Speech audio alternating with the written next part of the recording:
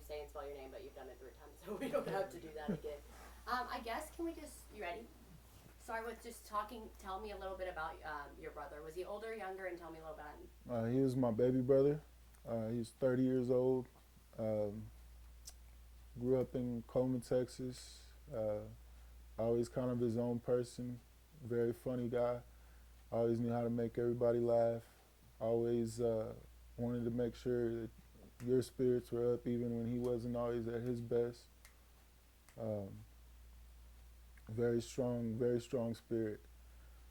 Uh, Went to, I can't, don't quote me on that because I don't know if it was Afghanistan, Iraq. One of, like, I know he did like 2 tours over there. Um, Came home, had pretty bad PTSD. It didn't show up right away, but just as time went on, you could tell.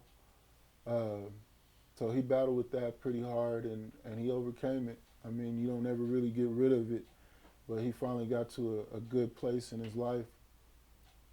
Finally locked down a solid job, was working, just living life, doing the best that he could, and a hero in his own right. Not just that, a hero for this country, just for going and doing what he did do, and especially at the time of where we were in the country and what was really going on out there. And like that's when we were seriously at war. Like there was a lot of people dying, and he actually made it back. And for him to go this way, I think is just so messed up. Uh, I feel bad for all the people that lost their lives and the people that got hurt. I mean, this isn't the first time, but yeah, man, he's just a great guy. He always knew how to make me smile. He always knew uh, what to say, what to do. Um, yeah, he's just an amazing man. It's you, him, and then is there any other siblings? How many is there in y'all's family? uh, well, with my mom, it's my sister Shayna and my brother Cameron. And then on my dad's side, it was I have a little sister, Aaliyah. She's like 12. I have another sister, Tiffany. She's 30. My brother Carlos, he's our older brother. So it's like 6 of us, something like that. We're all pretty close. The one that I was closest to would be my sister Shannon and Cameron. That's who I grew up with. Me and my brother were very close in age, so we spent our whole lives together. So, never grew apart. No matter how bad it was or anything, we could literally fight in one moment, and then the next moment, we laughing about something. Uh, we got even arrested together. Like we've done a lot of things in life, and it never turned out bad. It was always good. Um, yeah, he's just a good dude. And what had him in Odessa at the time? Um, Actually, he had just got back to Brownwood, and he was looking for a job, and I told him to go to the oil field, and so that's what he did.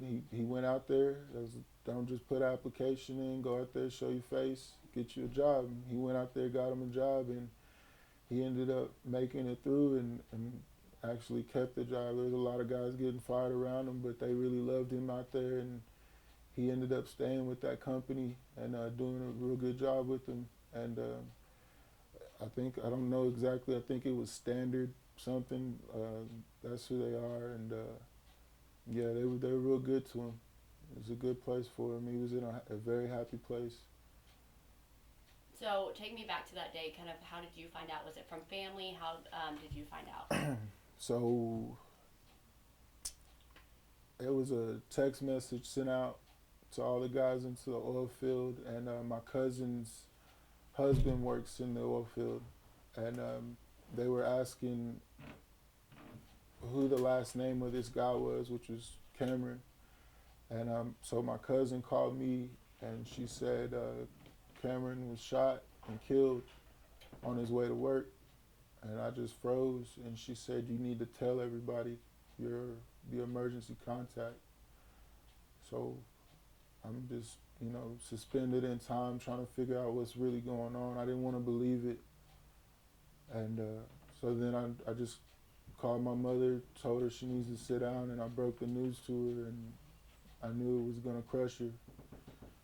I called my sister, I told her the news, and I told her she needed to come home. It's like, you gotta get home. My dad was in Mississippi visiting some of his relatives for Labor Day. And so I called him and told him what was going on, and it was just bad all the way around. I didn't know how to really tell them what happened. I didn't know all the details myself. Yeah, it was probably the hardest day of my life. It was a nightmare. It still is a nightmare. Are y'all all together now here in Abilene? What's kind of y'all's plan now that you're here? How's it been being together? Most of my mother's side is already here. They're all in Brownwood. Everybody's together. My dad and they're on their way. They'll be here around the funeral time. Yeah, that's about how that's going right now. I just got here as soon as I could. Just flew in from California, so just ready to be with them. I know there's been obviously a lot of community support with comments and shares and the GoFundMe. How can they help you guys? What can they do to help you? Yeah, we have a GoFundMe page. Actually, somebody at his company started, and it just just any little thing that you can offer will help. Anything that you can do. It's been great. The community's been great. I mean, we're getting support from all the way from California. There's people calling us from New York, calling us from everywhere, all over the country.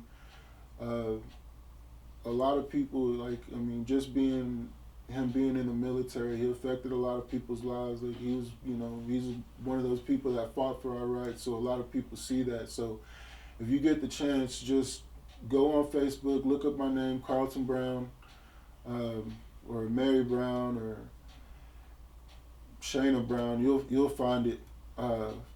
Just whatever you can offer up, just it would help a lot. Yeah, I don't know what else to say on that. And so are y'all kind of just coming together and hanging out? Do y'all have a plan? What are y'all doing? I don't know. I just got here. My whole goal is just to be there with my mother, be with my family, just try to be the glue, hold everybody together. Whatever they need me to do, I'm going to do. Even if they don't need me to do nothing, I just want to be with them. It's just a hard time.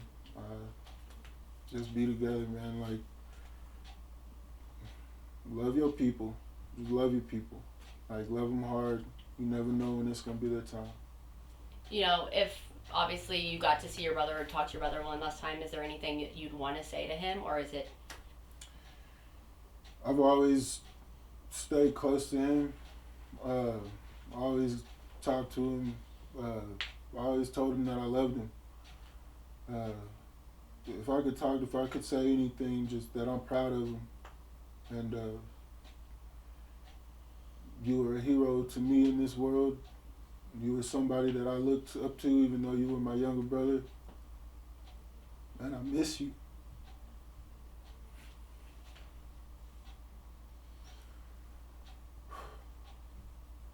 Well, thank you again.